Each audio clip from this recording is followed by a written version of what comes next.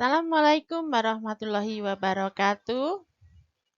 Salam guru penggerak, bergerak, tergerak, menggerakkan. Aksi nyata modul 1.4 Budaya Positif. Oleh saya, Lisa Indriasari, SMP Negeri 5, Salatiga, CKP Angkatan ke-7.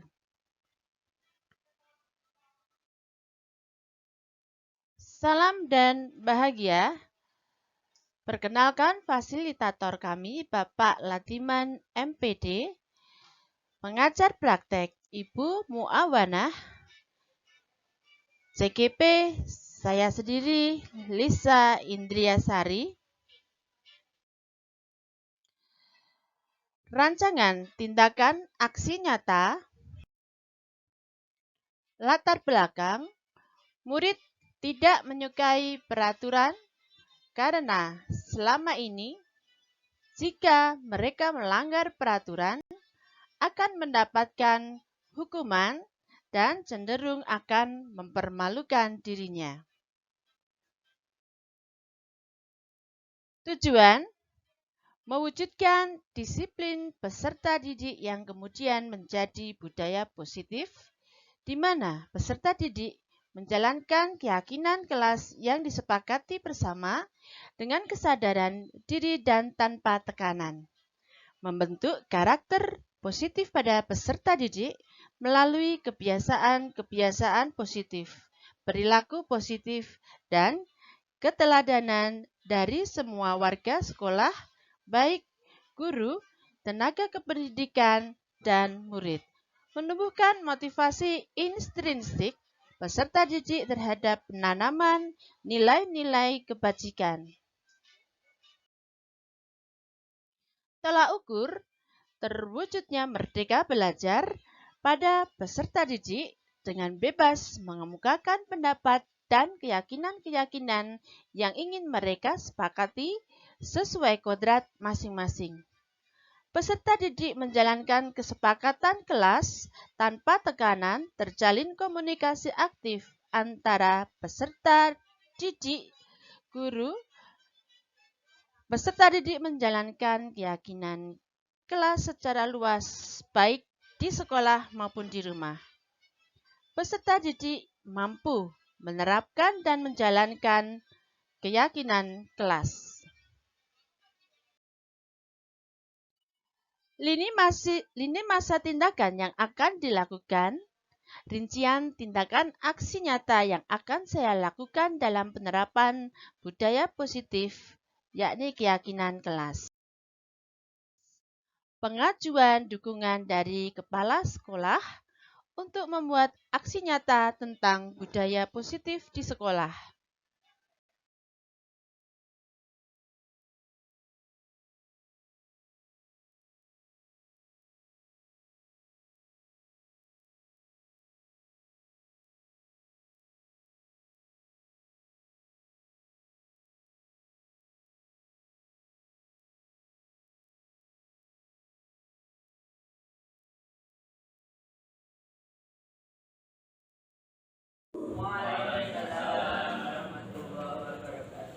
Yang terhormat Kepala SMP Negeri 5 Salatiga, Bapak Wijaya Kuswayanto, SPD MSI.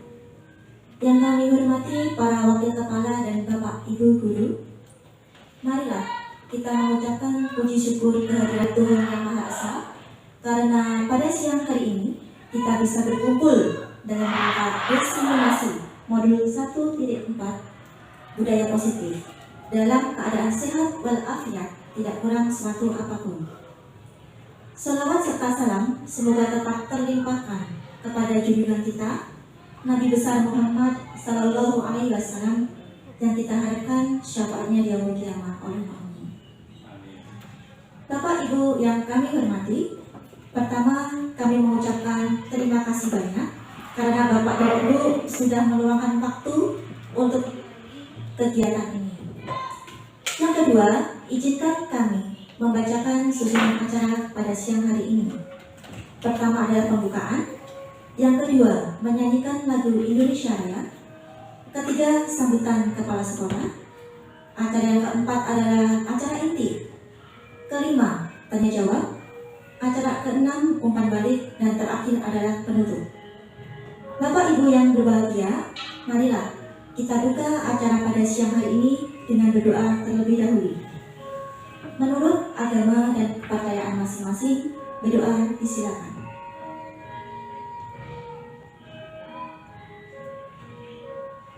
Cukup. Acara selanjutnya menyanyikan lagu Indonesia Raya.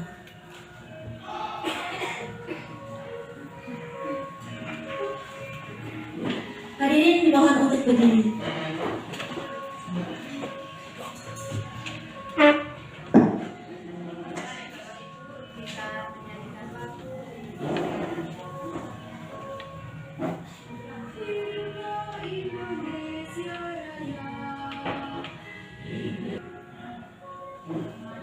Hadirin dimohon untuk duduk kembali. Acara selanjutnya adalah sambutan kepala sekolah. Kepada Bapak Cahyo, waktu dan tempat disilakan. Bismillahirrahmanirrahim. Assalamualaikum warahmatullahi wabarakatuh. Selamat siang dan salam sejahtera untuk kita semua. Yang saya hormati Bapak Ibu keluarga besar SMP Negeri 5 Salatiga. Pertama-tama mari kita panjatkan puji syukur kepada Allah SWT, Tuhan Yang Maha Kuasa, dengan rahmat dan dayanya di siang ini kita bisa berkumpul dalam keadaan sehat walafiat. Yang kedua, saya ucapkan terima kasih di Panjang Sampun Rawuh untuk mensukseskan kegiatan dari calon guru penggerak atas nama Bu Lisa. Bapak Ibu yang saya hormati, sebetulnya untuk mendukung kegiatan aksi nyata dari CGP Bu Lisa Angkatan ke-7 Angkatan ke-7 yang pada intinya itu ada diseminasi budaya positif, diseminasi budaya positif yang hari ini akan disampaikan.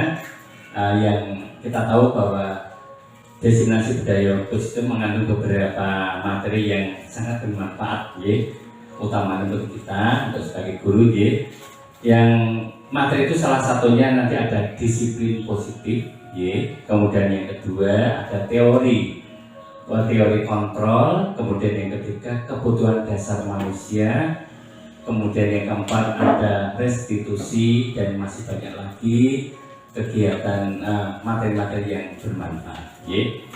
Semua itu bertujuan untuk mengajak kita guru itu bisa mengintrospeksi.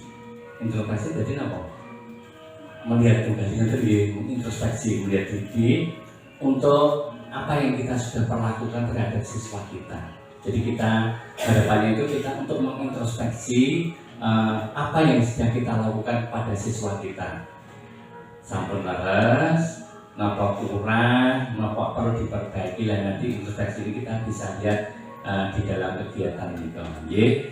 Sehingga harapan kami dengan adanya sosial diseminasi dari Bu Lisa, kita bisa melaksanakan kegiatan dengan benar, yang sesuai dengan aturan sakmenika, yaitu yang kita ajaran dari Ki Hajar Dewantoro. Monggo nanti kami harapkan panjenengan bisa menyimak, kemudian kita bisa introspeksi, oh baca itu benar, oh kurang benar, ketika demi kebaikan. Mungkin tidak bijak kalau saya terlalu lama, ini kok biar cepat mawon. Sekali lagi monggo untuk kelengkapannya biar disampaikan oleh Lisa. Sekali lagi saudara terima kasih kepada Panjenengan Dahrawo mendukung kegiatan calon guru penggerak, dan saya ingin jawab nanti mohon izin Bu Lisa, saya ada pekerjaan nanti biar selesai dan saya tinggal dulu. Kurang lebih yang mohon maaf. Bisa sukses untuk Bu Lisa. Kami akhiri. Wassalamualaikum warahmatullahi wabarakatuh. Terima kasih Bapak atas sambutan yang telah diberikan. Acara keempat adalah acara inti, diseminasi modul 1.4 budaya positif yang akan disampaikan oleh Ibu Lisa. Untuk Ibu Lisa, itu dapat habis.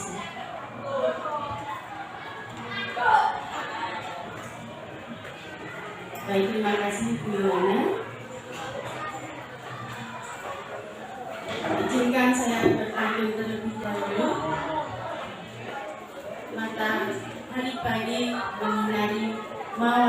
untung. Tapi sayang, akhirnya jatuh. Assalamualaikum warahmatullahi wabarakatuh.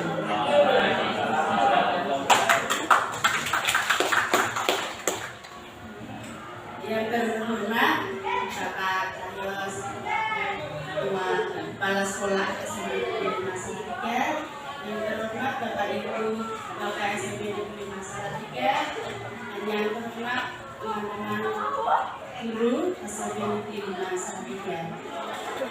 Pertama saya ucapkan terima kasih yang sebanyak-banyaknya kepada Bapak Cahyo atas dukungannya untuk acara diseminasi budaya positif ini sehingga bisa terlaksana.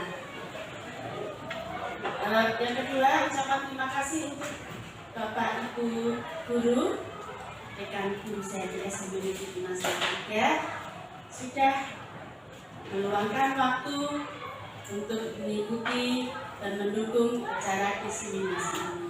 Matur nuwun Bapak Ibu guru.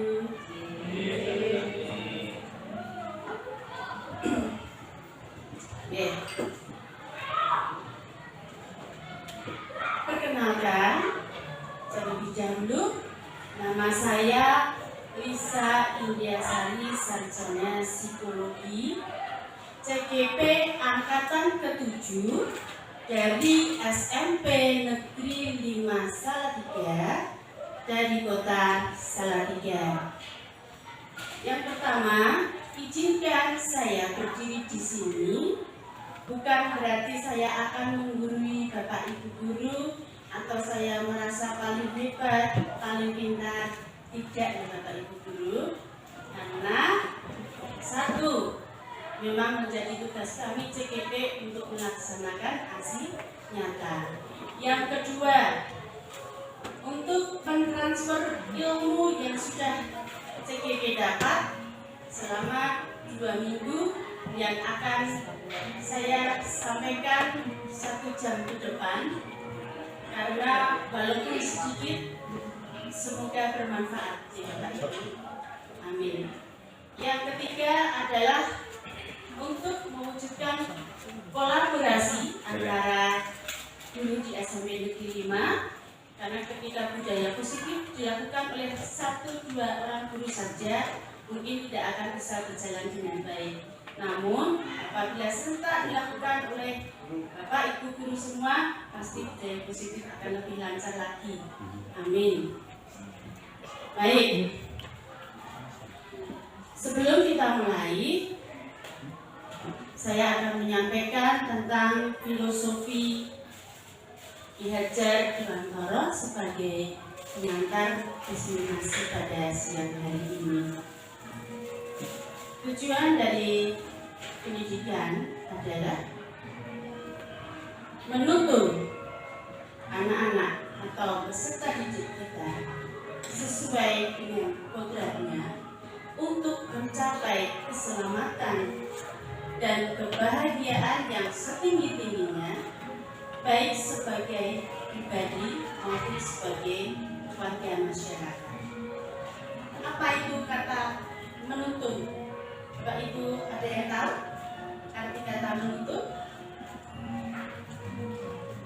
Baik, menuntun kalau bahasa Jawa itu pamong, ngomong. Berarti ibaratnya kita sebagai ibu yang bapak atau ibu yang orang tua yang ngomong anak-anaknya. Ada yang lari ke sana, kita ikuti. Kalau jatuh kita bangun. Kalau jatuh kita jaga. Atau bisa diartikan juga sebagai membimbing dan membantu mengarahkan. Kodrat anak itu ada juga, yaitu kodrat alam dan kodrat zaman. Kodrat alam tergantung dari mana anak itu lingkungannya berasal, sedangkan kodrat zaman tergantung dari isi. Seperti saat ini kita harus membekali anak didik kita untuk mengisi abad 21 menuju tahun emas, periode emas tahun 2036. Seperti teknologi yang sekarang semakin hari semakin pesat, ya Bapak Ibu. Mari kita lakukan bersama-sama. Kita tidak akan mampu untuk mengubah hidup anak-anak kita, tapi yang perlu kita bangun, kita tumbuhkan adalah laku dari anak-anak kita. Laku atau tingkah laku. Yang kita kembangkan adalah di sini adalah perilaku anak-anak kita. Untuk hidup mereka sudah mempunyai kodratnya masing-masing. Begitu nih Bapak Ibu. Ibarat guru diibaratkan sebagai petani, sedangkan sekolah SMP Negeri 5 ini diibaratkan sebagai ladang atau sawah. Sedangkan murid-murid kita diibaratkan dengan tanaman, di mana ketika ladangnya subur, sawahnya subur, tanamannya bibit unggul, apakah bisa tumbuh dengan sendirinya? Apakah bisa Bapak Ibu? Tidak ya? Tentunya perlu dipupuk, perlu disiram, perlu disiangi, perlu dijaga dari hama. Sehingga tugas kita sebagai petani itu tadi, kita harus menjaga anak-anak, merawat, memupuk dan menyirami. Begitu ya Bapak Ibu. Baik, kita memasuki acara diseminasi budaya positif. Di sini nanti pemahaman terhadap konsep kunci dalam modul budaya positif, yaitu terdiri dari 1. Perubahan paradigma belajar, 2. Disiplin positif, 3. Motivasi perilaku manusia, 4. Kebutuhan dasar, 5. Posisi kontrol restitusi, 6. Keyakinan kelas, dan yang terakhir adalah nomor 7. Segitiga restitusi. Baik, mari kita bermain. Silakan Bapak Ibu guru buka telapak tangan masing-masing, salah satu saja. Ibaratkan di telapak tangan kita ini kita taruh benda pusaka atau benda yang paling berharga dalam hidup kita. Bisa juga ditulisi tentang kisah hidup rahasia kita, rahasia yang paling berharga. Sudah kita bayangkan? Sekarang silahkan kita tutup tangan kita seperti ini, erat-erat. Kemudian kita bayangkan lagi teman kita di samping kanan dan di samping kiri. Salah satu berusaha dengan keras membujuk, ya, baik dengan lembut hingga sampai kekerasan, berusaha keras membuka tangan kita ini tadi. Apakah Bapak Ibu akan membukanya? Tidak. Ada yang menjawab tidak. Siapa menjawab tidak? Oke. Pak Cahyo rasanya rahasia nih Pak. Oke. Kalau Pak Wahyu sama rahasia. Yang menjawab dibuka Pak Yusuf barangkali. Ada yang dibuka? Tergantung Bu Nurmi mau dibuka apa mau ditutup. Ketika teman kita ada yang berusaha membuka, baik dengan lembut sampai dengan paksaan.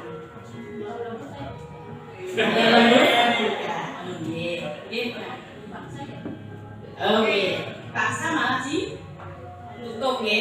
Baik, mari kita lihat di sini. Perubahan paradigma stimulus respon dengan teori kontrol. Bisakah kita mengontrol seseorang? Stimulus respon, kita mencoba mengubah agar orang berpandangan sama dengan kita. Sumpah tadi manut apa enggak gitu ya. teori kontrol, kita berusaha memahami pandangan orang lain tentang dunia. Stimulus respon, perilaku buruk dilihat sebagai satu kesalahan, sedangkan teori kontrol, semua perilaku memiliki tujuan. Stimulus respon, orang lain bisa mengontrol saya, sedangkan teori kontrol, hanya Anda yang dapat mengontrol diri Anda. Stimulus respon, saya bisa mengontrol, stimulus respon, pemaksaan ada pada saat bujukan gagal, sedangkan teori kontrol, kolaborasi dan konsensus menciptakan pilihan baru. Stimulus respon, model berpikir menang atau kalah, sedangkan teori kontrol, model berpikir menang. Jadi Bapak Ibu tidak perlu dipaksa ataupun Bapak Ibu guru dengan suka rela atau sampai dipaksa dengan kekerasan, semua tergantung dari diri kita sendiri. Untuk membangun budaya positif sekolah, menyediakan lingkungan yang positif, aman, dan nyaman agar murid mampu berpikir, bertindak, dan menciptakan dengan merdeka, mandiri, dan bertanggung jawab dalam mendisiplinkan anak, maka ada kaitannya dengan melakukan kontrol.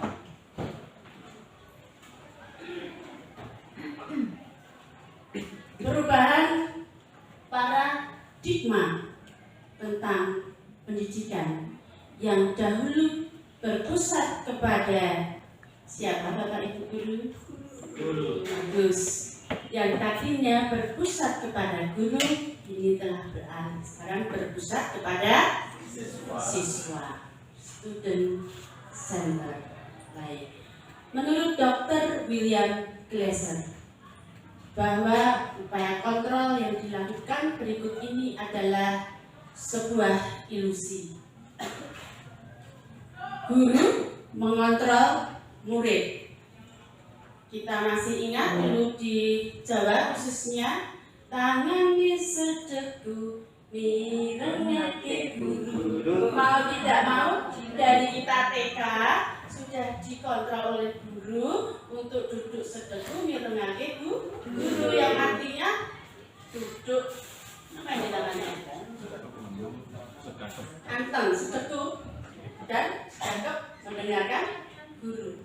Walaupun anak sebenarnya tidak mungkin, kalau masih kecil itu maksudnya apa? Manut aja ya, itu namanya guru mengontrol siswa. 2. Semua penguatan positif, efektif, dan bermanfaat. Kita masih ingat ketika sekolah dulu, kita nangis. Bapak Ibu guru bilang, terus no, cuk, sudah nak, nangis. Sabar ya, kamu dinakali karena mungkin kamu menggemaskan, kamu cantik, kamu pintar, jadi tidak usah sedih. Barangkali temanmu ingin berteman dengan kamu, dimaafkan ya. Walaupun sebenarnya anak tadi masih jengkel, tapi mau tidak mau dimaafkan, ya. Tapi dengan penguatan yang positif. Yang ketiga, kritik dan membuat orang merasa bersalah dapat menguatkan karakter. Ketika di BK, ini pengalaman pribadi. Daripada saya menceritakan orang lain, mending saya menceritakan diri saya sendiri. Sedikit berbagi ketika anak dalam masalah, berulang kali bermasalah, akhirnya tanpa sadar, sebelum saya mengikuti CGP ini, saya pernah melakukan nomor 3 ini, Bapak Ibu. Maaf. Yang nomor 3 ini, kamu ini ke BK hampir tiap minggu. Mbak yang mesake bapak ibumu jungkir balik tekan Malaysia dari TKW, anaknya sing dibiayai malah koyo ini gawe masalah baik. Nah, hal ini membuat anak merasa bersalah. Sebenarnya tidak harus kita melakukan ini, Bapak Ibu. Berikutnya adalah nomor 4. Orang dewasa memiliki hak untuk memaksa. Ilusi orang dewasa memiliki hak untuk memaksa. Ada yang seperti ini Bapak Ibu guru? Atau dulu waktu sekolah ada yang pernah dipaksa? Ketika Bu Fitri dan Bu Iklima berkelahi jambak-jambakan gitu ya. Setelah itu Bu Fitri nangis, Bu Nimin juga nangis. Lebih siapa yang salah? Guru bilang begitu. Stop jambak-jambakan. Sudah ya anak-anak. Sudah sekarang direpel dulu. Kalian saling minta maaf. Saya jengkel. Sebenarnya masih marah si korban. Bu guru tidak tahu korbannya siapa, yang salah siapa, tapi dipaksa untuk saling memaafkan. Walaupun masih ada luka di hati korban, tapi tidak ada penyelesaian, masih betul-betul. Mungkin ada dendam, barangkali nanti ke depannya, semoga tidak. Seperti itu, ilusi kontrol dari William Glasser.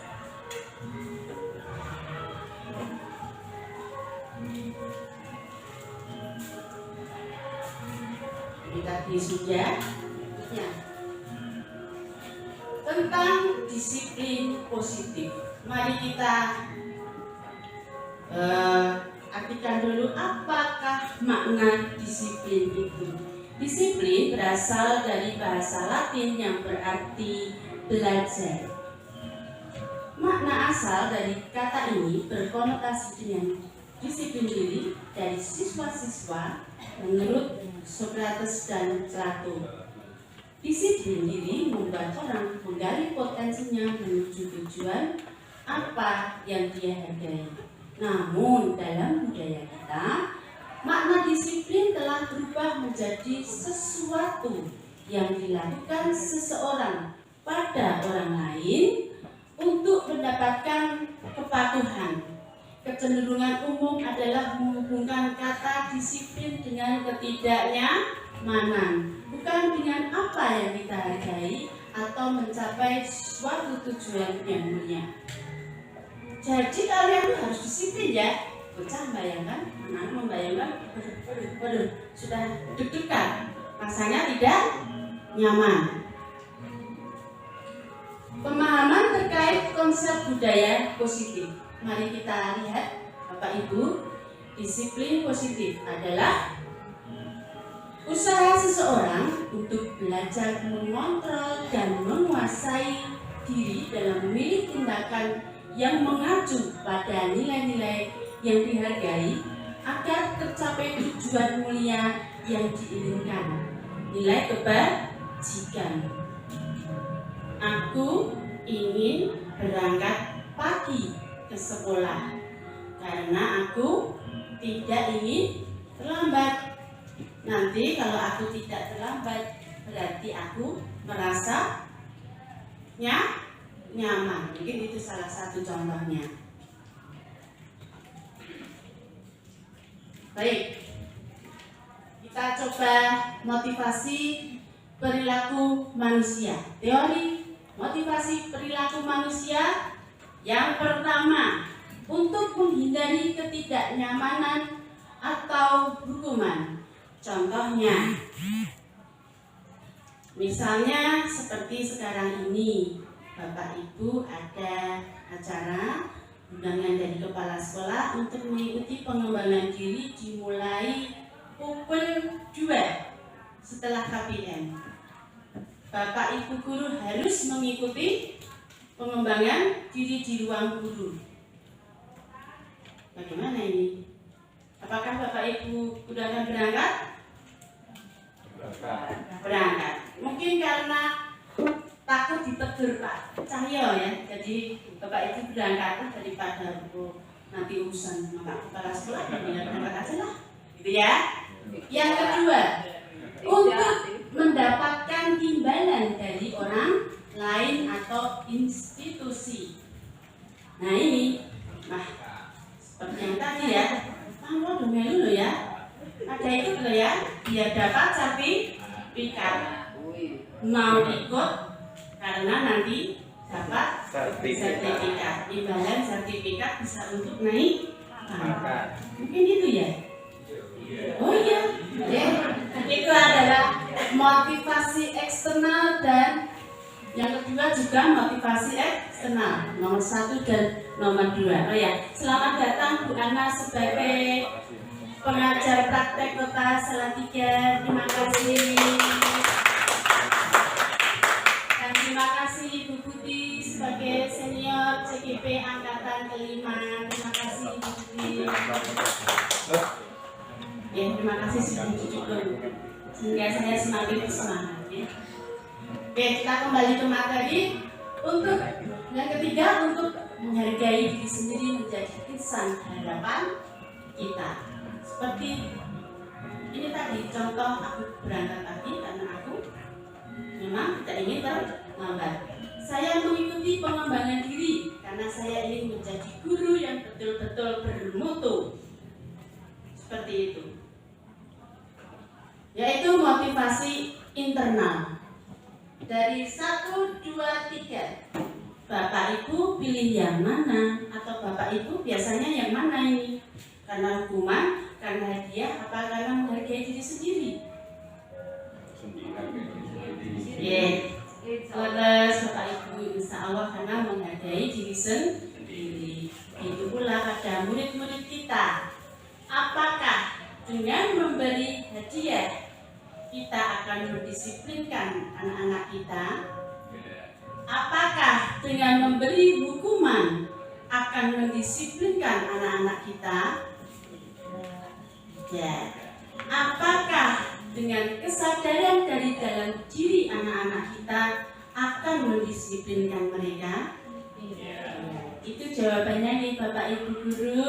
Mari kita melihat diri sendiri. Saya juga melihat diri saya sendiri. Kira-kira kemarin-kemarin saya bagaimana ya?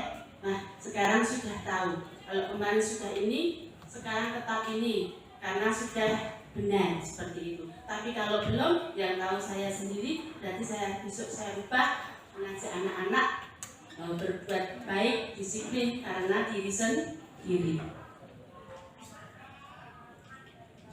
Nah, skip. Berikutnya menginjak pada 5 kebutuhan dasar manusia. Bahwa manusia itu mempunyai kebutuhan survival. Apa ini survival? Bertahan hidup. Secara fisiologis manusia membutuhkan makan, tempat tinggal, dan pakaian. Sehingga ketika ada murid kita yang mengambil makanan temannya, jangan langsung dibilang rakus, jangan langsung dimarahi, karena kita tidak tahu di rumah anak tadi sudah makan atau belum, orang tuanya punya uang buat memberi makan dia apa tidak. Gitu nih Bapak Ibu. Yang kedua adalah kesenangan, bahwa manusia membutuhkan rasa senang.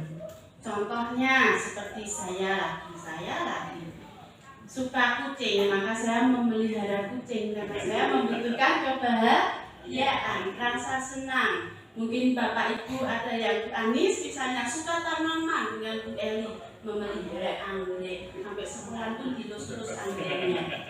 Karena manusia membutuhkan kesenangan. Termasuk murid-murid kita dalam kelas tidak hanya melulu pelajaran, butuh diajak bermain. Ya senang. Main apa ya? Main game, menyanyi, atau sekedar menggerak-gerakkan tubuh. Karena pada dasarnya dengan bermain anak kita belajar. Jadi Bapak Ibu mencoba-coba, akhirnya anak-anak akan senang. Yang berikutnya adalah kebebasan. Manusia pada dasarnya membutuhkan kebebasan. Untuk murid-murid kita tentunya kebebasan dalam pengawasan. Kebebasan memilih apa yang dia suka, tidak dipaksa. Makanya perlu yang seperti yang disampaikan Bu Cici waktu kemarin, nilai kepala sekolah pelajaran berdiferensiasi karena anak-anak kita berbeda sesuai dengan kodratnya. Ada yang senang nyanyi, ada yang senang gambar, ada yang senang menari, ada yang senang matematika. Bebas melakukan apa yang dia mau. Di sini sudah difasilitasi sekolah untuk memilih ekstrakurikuler, ya, contohnya seperti itu. Berikutnya adalah penguasaan bahwa manusia butuh punya harga diri seperti anak-anak kita butuh dihargai. Butuh dihargai yang seperti apa ya? Diakui. Kalau anak itu kalau punya prestasi ya diakui, dihargai. Jangan sampai kita memandang sebelah mata, karena kita tidak tahu suatu hari anak kita itu jadi apa, jadi siapa. Itu ya. Jadi apapun keadaan anak kita harus menghargai. Karena kadang anak ingin menjadi seorang memimpin kelasnya, memimpin teman-temannya. Dan yang sebenarnya cinta, kasih, dan diterima itu yang akan saya tekankan Bapak Ibu. Anak-anak perlu dicintai, anak-anak perlu dikasihi. Ketika pagi diucapkan selamat pagi Bu, selamat pagi Pak, maka kita harus dengan senyum, sapa, dan salam. Mereka senang, oh ternyata aku di sekolah sudah ditunggu Bapak Ibu guru, aku disambut, disapa dengan Bapak Ibu guru. Karena mungkin di rumah dia tidak pernah mendapatkan seperti itu. Di kelas pun, ketika anak mungkin sakit, kita jangan langsung marah. Ngobrolnya juga bisa, ayo kenapa nak? Apa yang kamu rasakan? Dengan penuh perhatian, dengan penuh cinta kasih, maka anak-anak akan merasa nyaman, merasa diterima. Tidak kok malah didiamkan saja, sakit sampai pingsan misalnya. Gimana? Saya juga pernah begitu waktu di UKS Bapak Ibu. Tapi kita lihat dulu siapa anak tadi. Kalau yang benar-benar sakit kan beda. Bapak Ibu juga bisa membedakan ya. Cinta kasih, survival, kesenangan, kebebasan, penguasaan. Apakah ada yang mau bertanya terlebih dahulu? Baik, kita explain dulu ya. Saya lihat Bapak Ibu dulu kayak gimana gitu. Ya, monggo berdiri dulu, silahkan berdiri Bapak Ibu dulu. Kalau nanti saya mengucapkan 1, berarti tepuknya 2 kali. Tepuk 2, tepuknya 1 kali. Tepuk 3, tepuknya diam saja. Ya, diam saja. Ya, latihan dulu ya. Tepuk 1, tepuk 2, tepuk 3, diam saja. Berarti hebat konsentrasinya masih tinggi ya. Langsung kita mulai permainan ini. Are you ready? Tepuk 3, tepuk 1, tepuk 2, tepuk 2, tepuk 2, tepuk 3. Tepuk 1, tepuk 3, tepuk 3 lagi, tepuk 1. Baik, terima kasih Bapak. Tidak ada yang dihukum ya. Saya teman-teman untuk bernyanyi ke depan, tapi ternyata konsentrasi Bapak Ibu guru SMP Negeri 5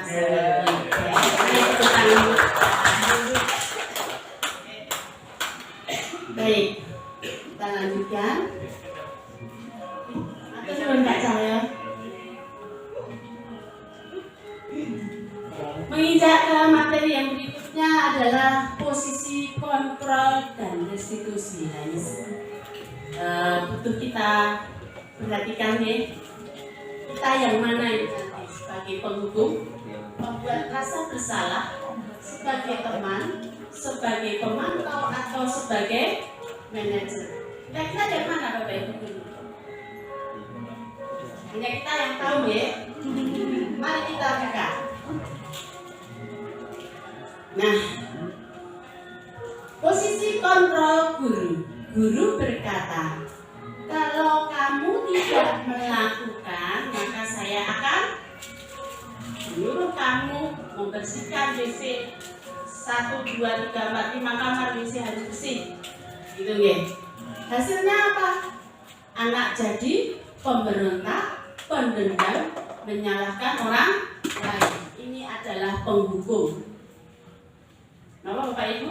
Penghukum. Yang berikutnya, guru berkata, kamu sudah mengecewakan bapak ibu, sehingga anak merasa bersalah, membuat rasa bersalah. Hasilnya adalah anak akan menyembunyikan, menyangkal atau berbohong. Bagus tidak Bapak Ibu berbohong? Baik. Guru berkata, lakukan untuk bapak ibu. Atau ya sudah, nanti bapak ibu tentu bereskan ya. Ini posisi teman. Hasilnya adalah murid kita akan ketergantungan. Berikutnya, guru berkata, apa peraturannya? Apa konsekuensi atau sanksinya? Kalau kamu datang terlambat 20 menit, apa konsekuensinya? Ya Bu, saya berarti harus mengerjakan di istirahat lebih dari 20 menit dari waktu selesai pelajaran. Namanya monitor atau pemantau. Hasilnya adalah murid menyesuaikan bila diawasi. Kalau tidak diawasi ya seenaknya sendiri. Termasuk diawasi CCTV, di sini enggak ini ya toh, akhirnya nggak berfungsi. Nah, itulah anak-anak kita. Berikutnya adalah guru berkata, apa yang kita yakini? Apa kamu meyakini hal tersebut? Kalau kamu meyakininya, maukah kamu memperbaikinya? Kalau kami memperbaikinya, jadi kira-kira hal tersebut akan menggambarkan apa tentang dirimu? Ini fungsi manajer ya Bapak Ibu. Hasilnya adalah menguatkan watak atau karakter.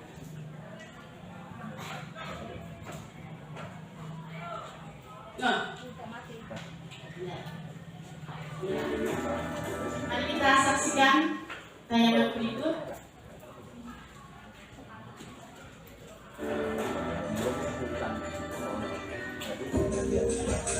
Suaranya kita tahu.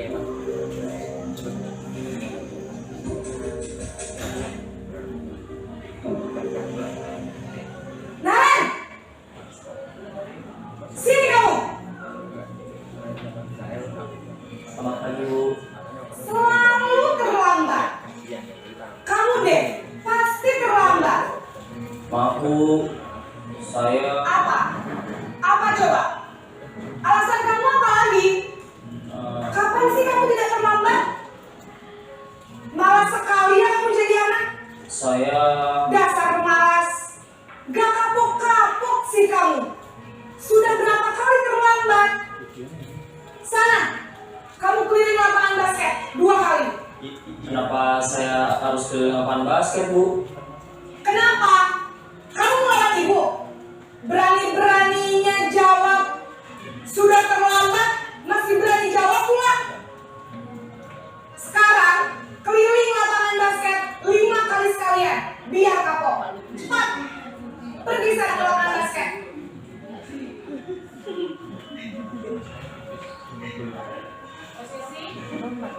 Hukum itu tadi ya Bapak Ibu. Contoh adegan posisi penghukum.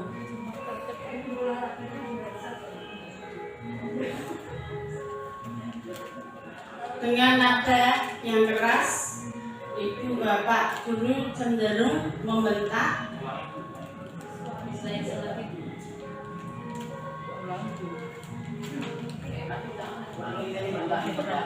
Sebentar, sabar.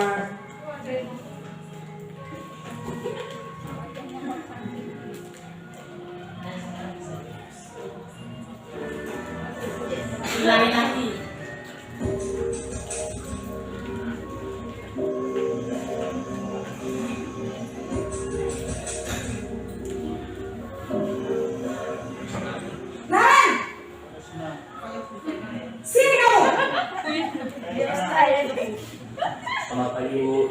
Selalu terlambat. Kamu deh, pasti terlambat. Maaf Bu, saya Apa? Apa coba? Alasan kamu apa lagi?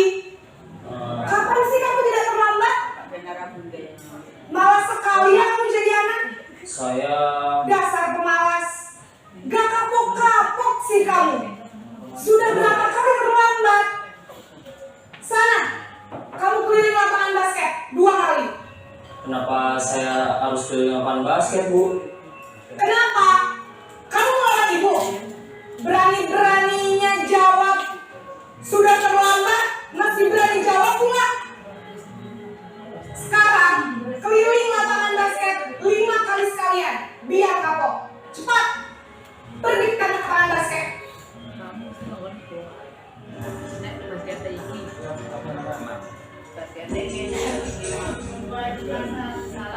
Yang ini adegan membuat kasar bersalah.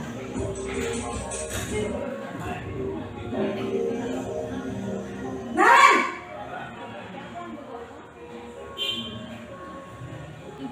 Selamat pagi Bu. Naren! Kamu kenapa terlambat lagi, nak? Ya Tuhan, Naren. Kamu senang ya bikin ibu susah ya? Kalau kamu terlambat lagi, nanti ibu yang ditegur bapak kepala sekolah, nak. Disangka ibu tidak bisa membina kamu. Duh, gimana ini? Nada suara agak Maaf lembut. Bu. Duh, Gusti Naren. Kamu suka ya kalau ibu tegur bapak kepala sekolah? Terus, sekarang ibu harus tulis apa ya di buku absen? Ini kamu sudah sering terlambat loh. Ibu harus apa coba? Maaf Bu. Maaf sekali. Ya sudah, lain kali jangan bikin ibu susah lagi ya nak ya. Ibu tidak akan kuat lagi kalau kamu begini terus. Bisa jantungan kalau ibu tegur bapak kepala sekolah. Sana cepat ke kelas. Maaf ya Bu. Maaf sekali. Posisi pembuat rasa bersalah berbicara dengan nada tenang. Posisi teman.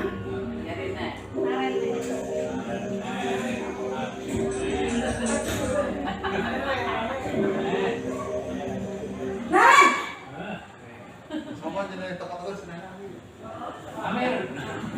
Selamat pagi Bu. Wah, sudah jam berapa ini nak? Terlambat lagi ya sayang. Iya Bu. Habis ibu saya lupa bangunkan saya Bu.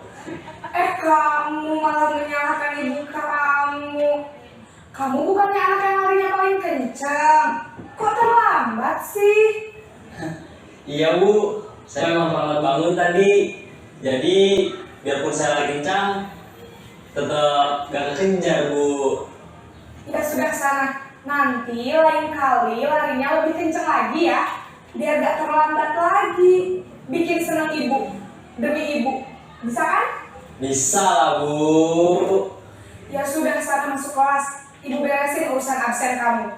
Kamu ini ada-ada saja. Posisi pemantau.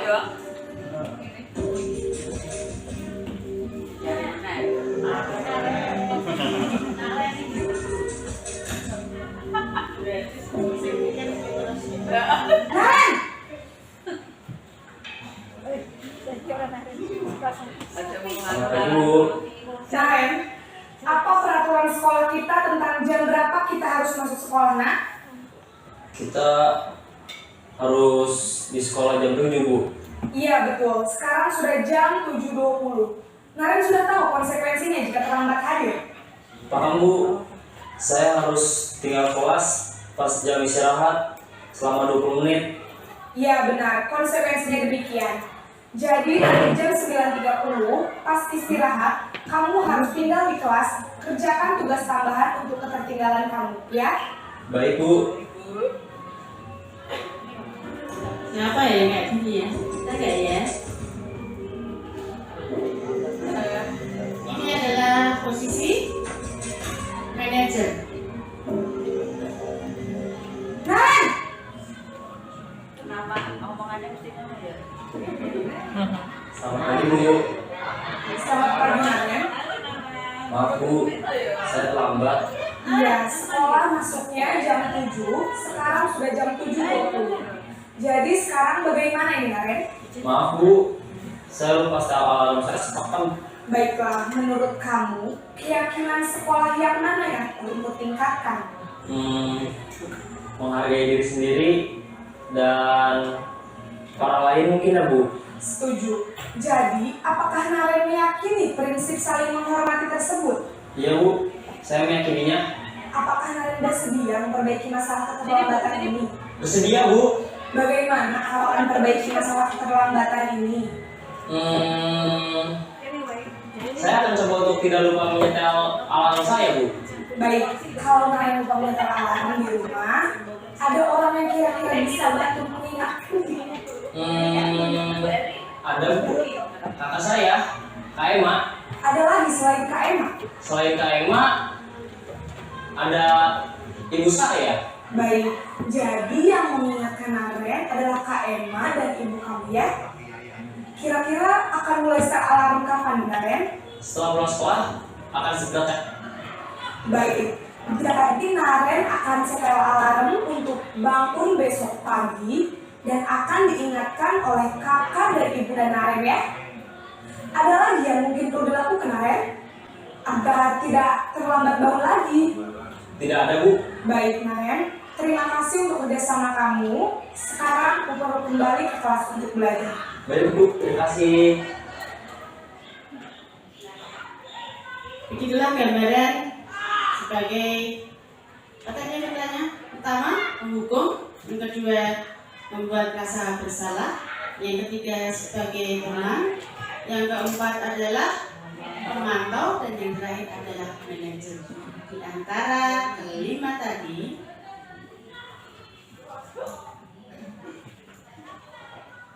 mana posisi yang Bapak Ibu sering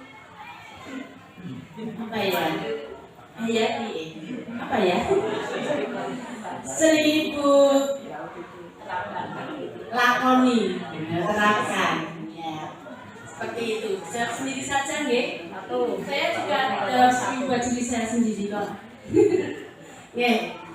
Hukuman, konsekuensi dan restitusi, ada identitas gagal dan identitas sukses. Mari kita perhatikan Bapak Ibu. Identitas gagal yaitu hukuman, sesuatu yang menyakitkan harus terjadi. Konsekuensi, sesuatu harus terjadi. Restitusi merupakan pilihan. Hukuman tidak nyaman untuk murid, untuk jangka waktu yang panjang. Konsekuensi tidak nyaman bagi murid juga, tapi dalam jangka waktu yang pendek. Restitusi menguatkan untuk murid anak dalam jangka waktu yang panjang. Paling bagus yang mana ini Bapak Ibu? Yang restitusi ya. Baik. Identitas gagal, hukuman, korban mendapatkan keahlian. Konsekuensi, korban bisa diabaikan. Restitusi, korban mendapatkan ganti. Untuk mempersingkat waktu, nanti kita bisa kolaborasi untuk identitas gagal dan identitas sukses ya Bapak Ibu. Baik, berikutnya identitas hukuman. Murid biasanya akan belajar menyembunyikan kesalahan. Konsekuensi, murid atau anak belajar taat peraturan. Restitusi, murid atau anak belajar memecahkan masalah. Identitas gagal hukuman, mencoba mengontrol anak dengan penguatan negatif, membayar impas kesalahan. Konsekuensi, mencoba mengontrol anak dengan penguatan positif. Restitusi, anak paham bahwa dirinya sendiri yang pegang kendali atau kontrol. Hukuman, dampak pada murid marah, merasa bersalah, rendah diri, dan mengasingkan diri. Konsekuensi, kehilangan hak, waktu jeda seorang diri, time out, penahanan, detention. Restitusi, murid atau anak tidak kehilangan waktu, namun bersemangat untuk memperbaiki diri. Hukuman, tiba-tiba tidak diharapkan atau sangat melukai. Konsekuensi, sudah diketahui atau masuk akal. Restitusi berupa undangan untuk mengadakan restitusi. 9 ciri restitusi. 1. Bukan untuk menebus kesalahan, tapi untuk belajar dari kesalahan. 2. Memperbaiki hubungan. 3. Tawaran bukan paksaan. 4. Restitusi menuntun untuk melihat dari dalam diri. 5. Restitusi mencari kebutuhan yang mendasari tindakan.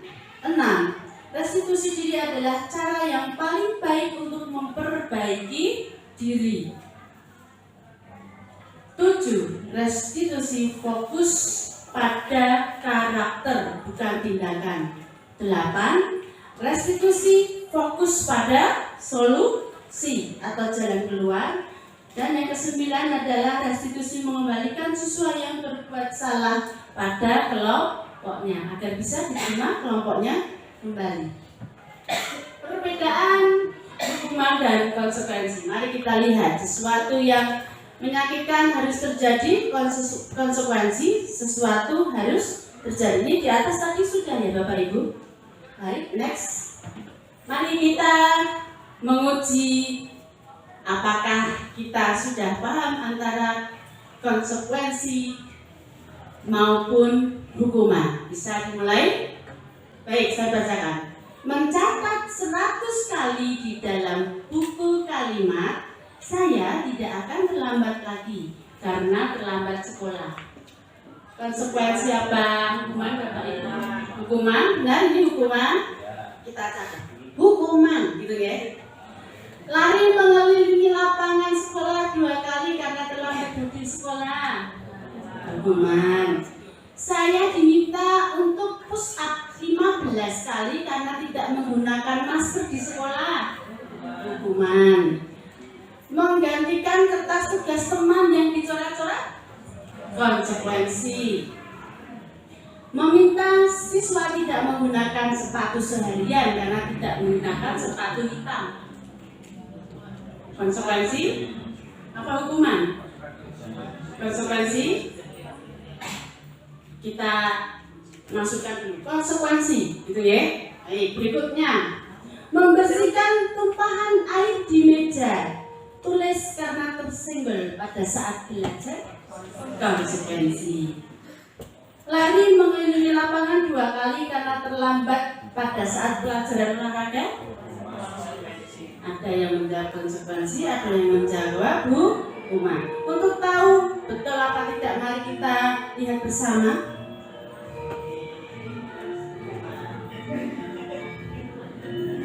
Apakah sama dengan jawaban kita tadi?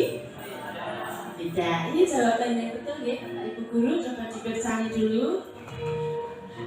Untuk membedakan antara konsekuensi dengan hukuman, pastilah ciri khasnya kalau hukuman itu adalah fisik. Ya. Tapi kita bisa lihat kalau konsekuensi tidak ada hukuman fisik. Ada yang bertanya terlebih dahulu? Baik, kalau tidak ada, berikutnya. Contoh kasus. Anto dan Dino sedang bermain bersama di lapangan basket dan tiba-tiba terlibat dalam sebuah pertengkaran adu mulut. Dino pun menjadi emosi dan mengadakan kontak fisik, menarik kemeja Anto dengan kasar sampai 3 kancing bajunya terlepas. Pada saat itu guru piket langsung melerai mereka dan membawa mereka ke ruang kepala sekolah. Bu Suti sebagai kepala sekolah berupaya menenangkan keduanya, terutama Dino. Dino, sepertinya kamu sangat marah. Dino, sepertinya kamu saat ini sedang marah sekali. Mendengar itu, Dino pun mengalami bercerita tentang kesalahan hatinya. Ibu Suti pun melanjutkan bahwa membuat kesalahan adalah hal yang manusiawi dan bahwa mempertahankan diri adalah hal yang penting.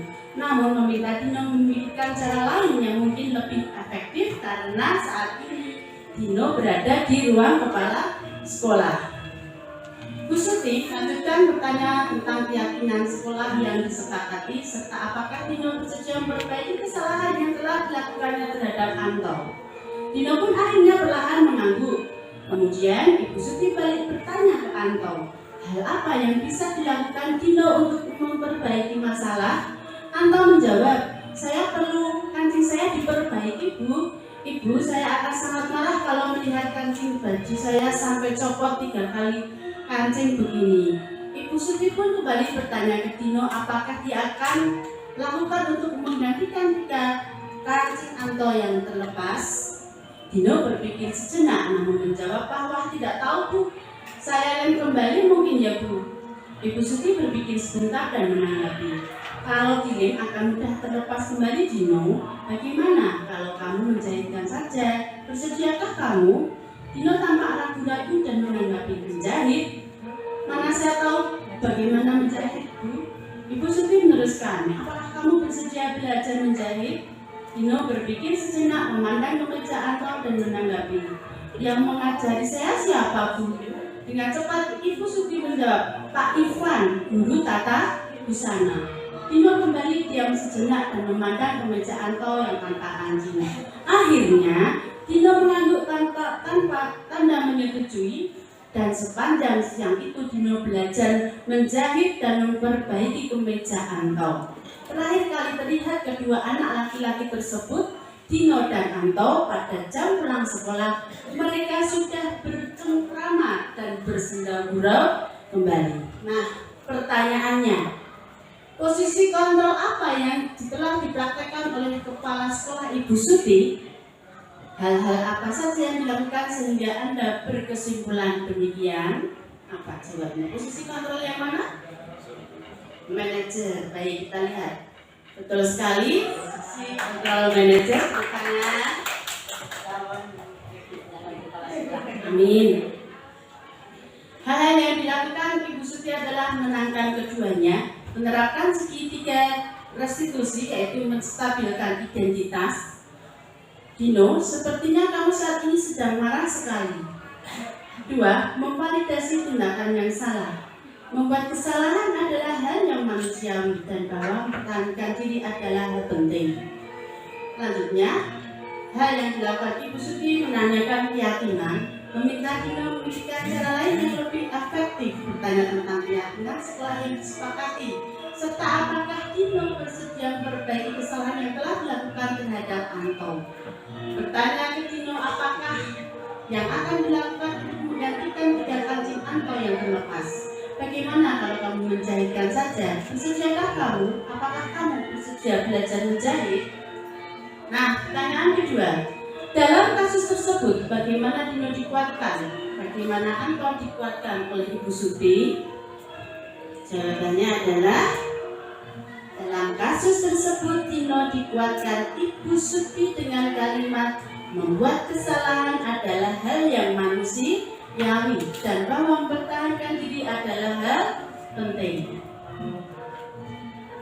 3. Kira-kira nilai kebajikan atau keyakinan sekolah apa yang dituju dalam kasus tersebut? Jelaskan. Kira-kira nilai-nilai kebajikan atau keyakinan sekolah apa yang dituju dalam kasus tersebut adalah bertanggung jawab. Ketika Dino membuat kesalahan, meminta Dino untuk memperbaiki kesalahannya. Mandiri, Dino menjahit baju Anto. Pemaaf, Dino dan Anto sudah bercengkrama dan bersenda-gurau kembali saat pulang sekolah. Baik. Kemudian ini yang ada di PMM ya. Bapak Ibu sudah mengumpulkan tugasnya tentang keyakinan kelas. Budaya positif tentunya dari lingkungan yang positif, berasal dari keyakinan kelas yang telah disepakati oleh kesepakatan kelas yang bersumber dari aturan kelas. Bapak Ibu sudah melaksanakan ini? Sudah ya? Keyakinan kelas adalah nilai-nilai kebajikan universal yang disepakati kelas secara tersirat dan tersurat, lepas dari latar belakang suku, suku, negara, bahasa, maupun agama. Mari kita bedakan antara peraturan dan keyakinan kelas. Peraturan selalu kembalikan buku ke tempatnya. Keyakinan kelas berarti tanggung jawab. Dilarang mengganggu orang lain. Keyakinan kelas menghormati orang lain dan diri sendiri. Peraturan hadir di sekolah 15 menit sebelum pembelajaran dimulai. Keyakinan kelasnya adalah komitmen pada tujuan. Peraturan dilarang melakukan kekerasan. Berarti keyakinan kelasnya menghormati orang lain. Peraturan dilarang menggunakan narkoba. Keyakinan kelasnya adalah keselamatan dan kesehatan. Kalau dilarang melanggar peraturan itu tidak memakai helm, berarti keyakinan kelasnya adalah keselamatan. Seperti kemarin pandemi, gunakan masker adalah kesehatan.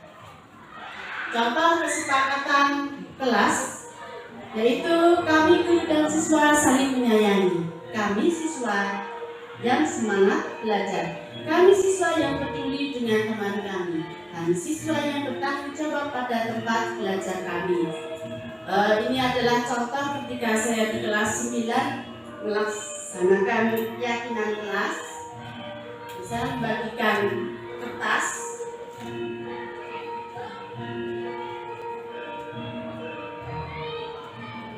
Ini saya menjelaskan ke anak-anak untuk membacakannya.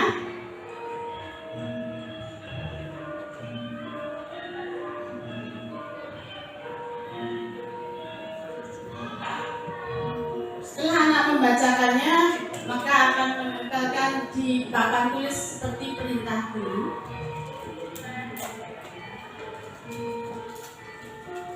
Kemudian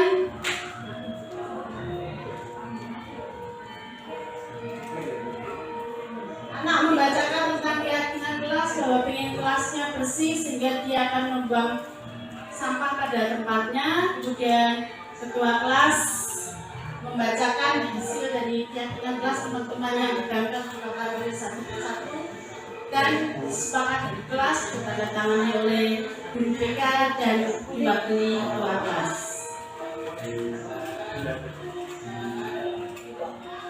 Ini di kelas 9 ya, sama. Baik, segitiga restitusi adalah tahapan untuk memudahkan para guru dan orang tua dalam melakukan proses restitusi. Tahapan tersebut terdiri dari 3 langkah yang disebut segitiga restitusi, yaitu menstabilkan identitas. Kita semua akan melakukan hal atau setiap orang pasti pernah melakukan kesalahan, itu ciri-ciri katanya. Kemudian yang kedua, validasi tindakan yang salah. Semua perilaku memiliki alasan. Kamu tentu punya alasan mengapa melakukan itu.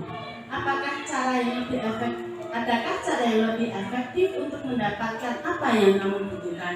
Itu ciri-ciri pertanyaannya ya Bapak Ibu. Dan yang terakhir menanyakan keyakinan. Kita semua memiliki motivasi internal, menanyakan keyakinan kelas. Keyakinan kelas apa yang telah kita sepakati? Kamu ingin menjadi orang yang seperti apa?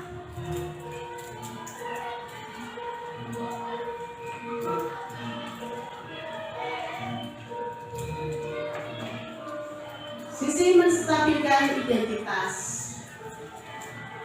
Ajukan pertanyaan membuat kesalahan sesuatu yang wajar. Manusia tidak ada yang sempurna. Kita bisa memperbaiki masalah ini. Yang keempat, saya tidak menanyakan kesalahannya, tetapi fokus memperbaiki masalah ini. 5. Apakah saat ini kamu tengah menjadi orang yang baik untuk dirimu sendiri? Ini ciri-ciri pertanyaan yang kita ajukan. Berikutnya, ciri-ciri validasi tindakan yang salah. Pertanyaannya adalah 1. Kamu bisa saja bertindak lebih gegabah dari ini. 2. Kamu bukan melakukannya tanpa suatu alasan tertentu. 3. Kamu melakukannya karena mempertahankan sesuatu yang penting bagimu. 4. Mungkin kamu bisa mempelajari suatu perilaku baru yang lebih efektif. Bersediakah kamu mempelajarinya? Yang terakhir menanyakan keyakinan kelas, yaitu teori kontrol menyatakan bahwa pada dasarnya kita termotivasi secara intrinsik. Ajukan pertanyaan sebagai keluarga atau kelas, apa yang kita yakini? Mesti ada kata-kata keyakinan ya. 2. Nilai-nilai apa yang telah kita sepakati? 3. Seperti apa gambaran sebuah kelas yang ideal bagi kamu? Dan yang terakhir, kamu ingin menjadi orang seperti apa? Melalui restitusi, ketika murid berbuat salah, guru akan menanggapi dengan cara yang memungkinkan murid untuk membuat evaluasi internal tentang apa yang dapat mereka lakukan untuk memperbaiki kesalahan mereka dan mendapatkan kembali harga dirinya. Restitusi menguntungkan bagi korban, tetapi juga menguntungkan bagi orang yang telah membuat salah. Ini sesuai dengan prinsip dari teori William Glasser tentang solusi menang,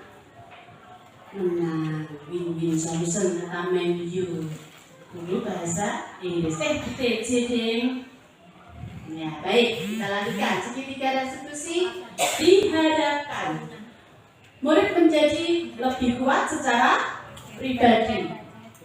2. Membuka wawasan murid agar dapat menyelesaikan permasalahannya sendiri. Dan yang terakhir, murid semakin percaya diri, mandiri, dan merdeka. Nah, saya akan bercerita pengalaman dan pembelajaran yang saya dapati. Menerapkan konsep-konsep kunci tersebut di atas adalah saat memposisikan diri saya sebagai manajer dalam menerapkan segitiga restitusi terhadap pelanggaran yang dilakukan murid saya, yaitu bermain game saat saya di kelas melakukan bimbingan klasikal. Pengalaman saya saat menerapkan menyusun kesepakatan keyakinan kelas bersama murid saya sebelum melakukan bimbingan klasikal. Ini contoh ketika saya melakukan segitiga restitusi.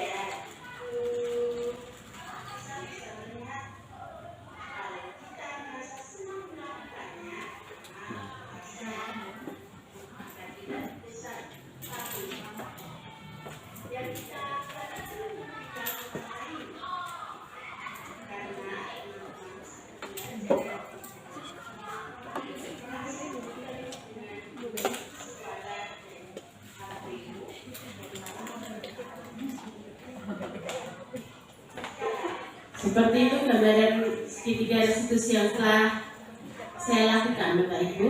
Kita lanjut. Pengalaman saat menerapkan motivasi terbaik anak dalam melaksanakan disiplin adalah motivasi internal. Tugas guru adalah menuntun anak agar anak mempunyai kesadaran atau kontrol diri terhadap perilaku, motivasi internal, dan bertanggung jawab terhadap apa yang dilakukannya. Karena anak mendasarkan tindakan mereka pada nilai-nilai kebajikan universal yang diyakini bukan karena faktor hukuman atau penghargaan. Posisi kontrol terbaik ketika seorang guru mencikapi pelanggaran atau kesalahan adalah posisi manajer. Posisi manajer di mana guru membuat sesuatu bersama dengan murid, mempersilahkan murid untuk bertanggung jawab atas perilakunya dan mendukung murid untuk mendapatkan solusi. Tindakan yang tepat dalam mencikapi kesalahan atau pelanggaran anak adalah menggunakan tahapan apa Bapak Ibu? Segitiga restitusi. Segitiga restitusi. Ya, restitusi adalah salah satu upaya dalam mewujudkan budaya positif pada anak melakukan pelanggaran atas nilai-nilai kebajikan yang telah disepakati. Melalui restitusi, ketika murid berbuat salah, guru akan menanggapi dengan cara yang memulihkan murid untuk membuat evaluasi internal tentang apa yang dapat dilakukan mereka untuk memperbaiki kesalahannya sehingga mereka mendapatkan kembali harga dirinya. Restitusi akan mengubah identitas anak dan orang gagal menjadi orang sukses dengan karakter yang lebih kuat dari sebelumnya. Baik Bapak Ibu, kurang lebihnya waktu 2 minggu atas materi modul 1.4 tentang budaya positif saya sampaikan dalam waktu yang sangat terbatas. Atas kekurangannya nanti bisa kolaborasi di lain waktu. Mohon maaf dan terima kasih. Waktu saya kembalikan ke moderator atau pembawa acara. Terima kasih Ibu Lisa atas materi yang telah disampaikan. Sangat bermanfaat sekali ya Bapak Ibu. Baik, langsung awal kami membuka satu pertanyaan. Oke Ibu Fitri. Terima kasih atas kesempatannya. Saya ingin bertanya mengenai sekitar restitusi. Menurut Lisa, siapakah yang lebih mempunyai kewajiban dalam melaksanakan sekitar restitusi?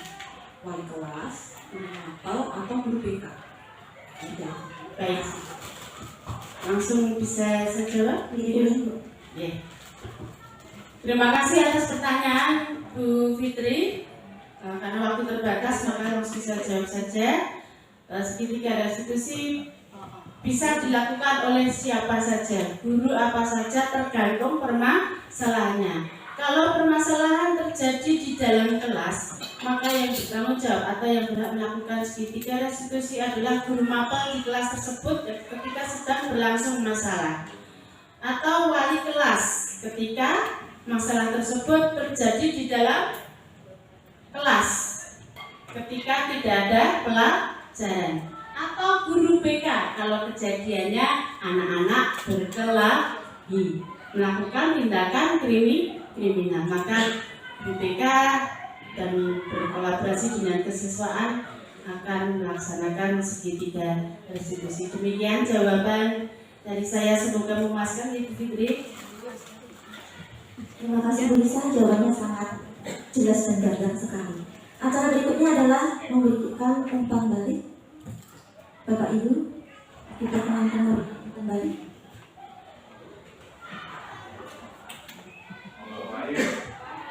Pak Wahyu. Oke, Pak Wahyu di sini.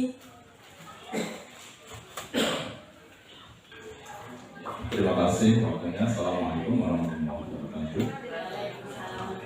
Selamat untuk Lisa di sekolah ini. Kemudian saya hormati, pada kesempatan kali ini kita belajar bersama terkait dengan budaya positif atau mungkin destinasi dari modul calon guru penggerak. Mudah-mudahan apa yang tadi disampaikan oleh Bu Lisa, yang pertama kita belajar bersama tentang apa itu budaya positif dan seterusnya. Ada hal-hal yang mungkin termasuk tadi seperti restitusi, kemudian ada 9 apa tadi Bu? Restitusi dan sebagainya. Nah kemudian juga ada di posisi mana kita sebagai penghukum, kemudian sebagai teman, dan terakhir sebagai manajer lah. Ini mungkin sesuatu yang monggo nanti kita sama-sama belajar. Nah, kalau misalnya itu ada pada diri kita sendiri, atau ada pada diri kita pada saat menemukan permasalahan dengan anak, nah kita nanti sebaiknya ada pada posisi yang mana. Nah, yang paling baik kan sebenarnya sebagai manajer ya, memberikan solusi, mencegah tidak adanya menyalahkan seorang, ada solusi tindakan yang harus dilakukan, dan ada sebuah solusi dari permasalahan yang tidak menjadi masalah baru lagi seperti itu. Nah, saya kira itu bisa jadi, mudah-mudahan sedikit banyak adalah itu nanti bisa memberikan pencerahan buat kita di dalam proses pembelajaran di sekolah ini. Terima kasih. Assalamualaikum warahmatullahi wabarakatuh. Waalaikumsalam warahmatullahi wabarakatuh. Matur nuwun Pak Wahyu. Terima kasih Pak Wahyu atas pemberian umpan baliknya. Penutup, marilah kita tutup acara pada siang hari ini dengan membaca hamdalah bersama-sama. Demikianlah rangkaian acara pada siang hari ini. Saya selaku pembawa acara memohon maaf yang sebesar-besarnya apabila ada sikap maupun perkataan yang kurang berkenan. Bila taufiq wal hidayah. Wassalamualaikum warahmatullahi wabarakatuh.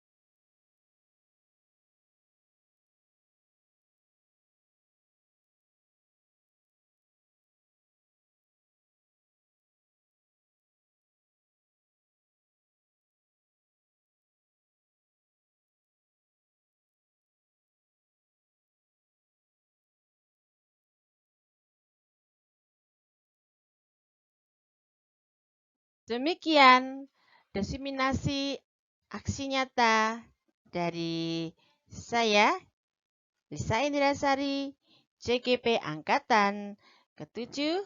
Salam dan bahagia.